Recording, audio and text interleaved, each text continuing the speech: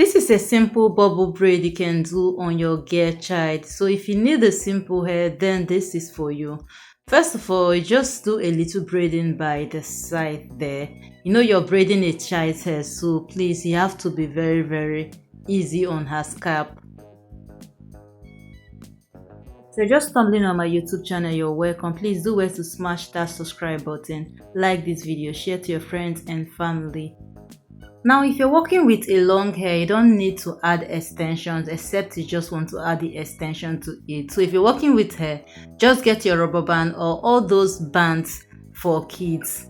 You can just use it and start placing it in between. Even if it's a colorful one, even the more colorful it is, the more beautiful it will be on kids. So just place it in between. Get the first, second, third, fourth. The hair is almost done.